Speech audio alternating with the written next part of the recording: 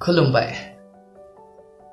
अनज्लायग्रा लोगोफोर नोंथांमोनखौ फंनैसो रावजों थुलुंगा होनो सानदों नोंथाङा खोनासं।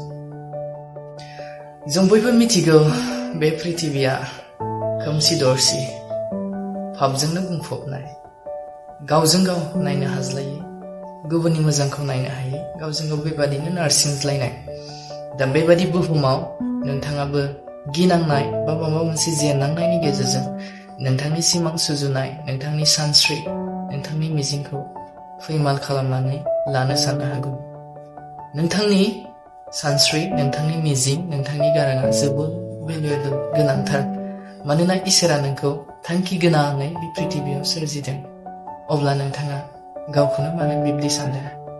नोंथाङा फोथायजाथाव जा, साहस गोनां जा, नोंनि इयुन संसारखौ इसोरजों दाफुं। अब्ला इसोरा नोंखौ बिनि गिदिर खामानियाव बाहायगोन। गोजोन्थों।